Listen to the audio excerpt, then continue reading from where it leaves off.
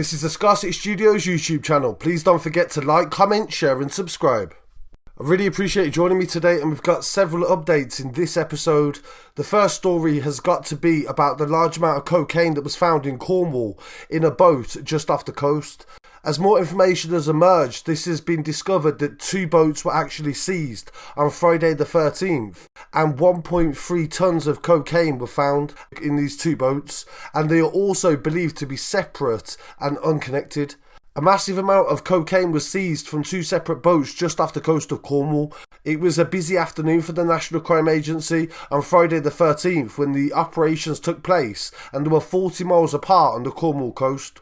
The force apprehended a fishing boat in Newquay and an even smaller boat in Tennant. Currently, they are being treated as unconnected. The police seized an estimated tonne of cocaine from the vessel, the first vessel that was named Lily Lola, and that is 1,000 kilos, and this was on the north coast. And meanwhile, another 300 kilos was found on the different boat in Tennant. The first vehicle was stopped by Border Force, and they found the cocaine that was being brought into the country, and the NCA arrested 4 men that were on board on suspicion of trying to import Class A drugs. The second boat that was discovered 40 miles away was also photographed on the beach. It was a very small rib boat, which is a rigid inflatable, and that was the one carrying the 300 kilos. 3 men are believed to have been escorted to the beach, and they have also been charged as well. The 3 men that were charged with the 300 kilos is Peter Williams from Havant in Hampshire, Scott Johnston, 37 from Havant in Hampshire, and Edwin Backer, 32 from Barcelona in Spain. And the latest update in relation to the tonne of cocaine that was found on the same day. 4 men have now been charged after Border Force intercepted the boat approximately carrying 1,000 kilos just off Newquay.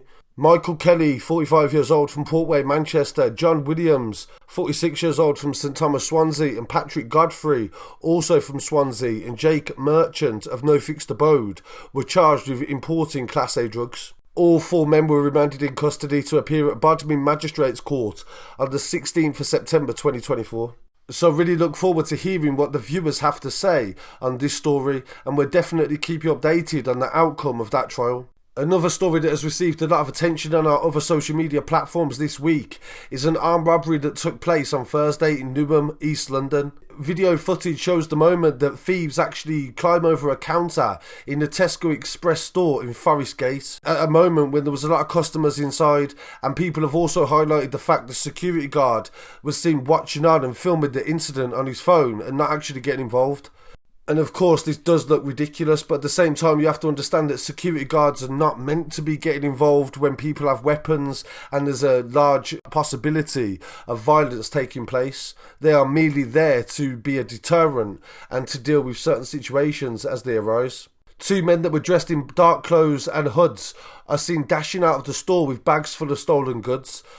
The Metropolitan Police said it was investigating the incident that took place at 7:20 p.m. on Thursday. A statement from the force says they were investigating the theft of items from the Tesco store on Catherine Road at 7:20 on the 12th of September. There has been no arrests, but inquiries are ongoing.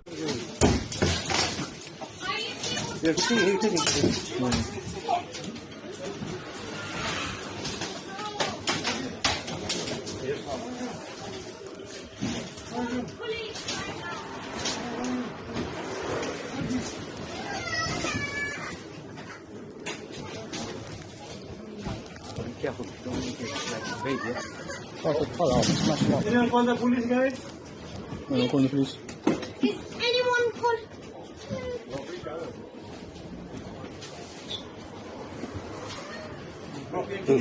Yeah.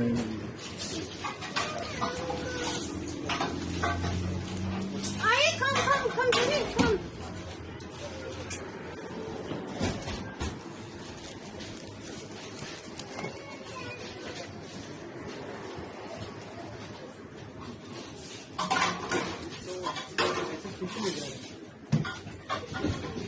Guys, can you take the ticket, please?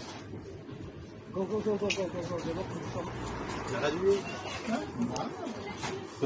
Yes.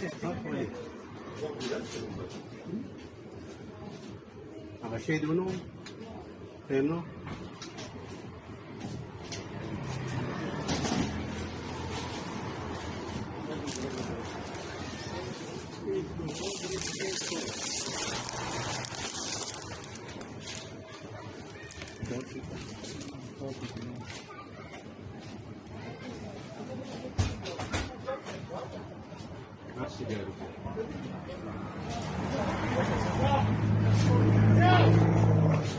Why don't you phone? Hello? Yo!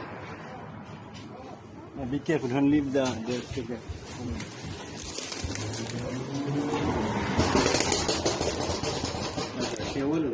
Hello?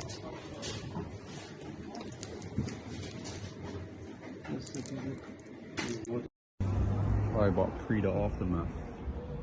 We've crowbarred the tills open, stole all the peas, cut all the cigarettes. They ain't take no alcohol, it's too heavy. Just peas and fucking cigarettes all over.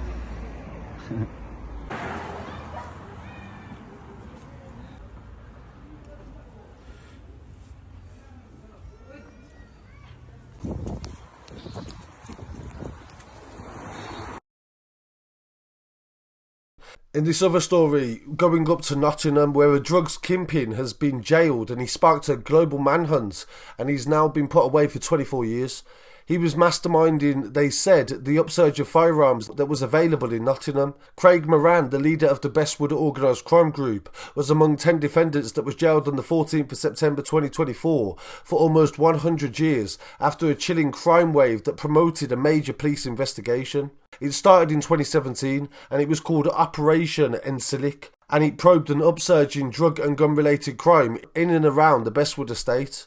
The investigation linked various incidents to Moran, who upon his release from prison for previous crimes was arranging the delivery of guns and significant quantities of drugs around Nottingham. Nottingham Crown Court heard the investigation was launched when a sawn-off shotgun was discovered in a raid in Leabourn Drive in Bestwood in October 2017. DNA found on the weapon helped police uncover a major drugs and weapons line operating between Manchester and Nottingham, and this was headed by Moran. And in Salford, Manchester, it was organised by Jody Danson. A month later, police recovered 2 handguns from a car that was abandoned in Morrell Bank in Bestwood, and this was close to the home of Moran's cousin, Callum Sims. In 2018, police executed a warrant at Wilding Gardens in Bestwood, which was the home of Lee Hudson, who was Moran's nephew.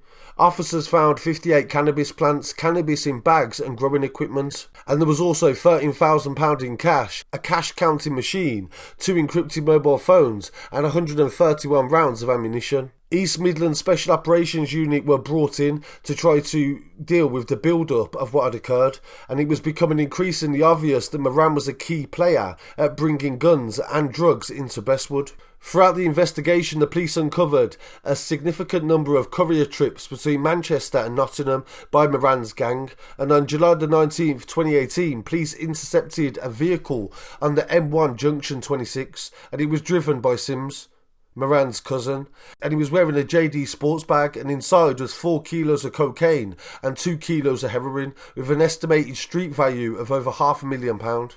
Following the interception, Moran fled to Dover and he made his way to France and Spain and eventually Marbella. His criminal lifestyle caught up with him and he was shot through the hands and kneecaps and received a serious wound to his face. Again, he made a run for it, and this time he went to Dubai, where he wrongly thought Nottinghamshire police would never find him. Moran was hiding out and he paid cash in hand, attempting to keep up a lavish lifestyle, as well as borrowing money from his drug empire that was crumbling around him. Meanwhile, back in Nottinghamshire, detectives were busy dismantling the criminal gang one by one before the regional organised crime team arrested Moran and extradited him back to the UK. In March 2020, Dubai Special Forces entered his place of residence and handed him back to Bestwood Police in Nottinghamshire.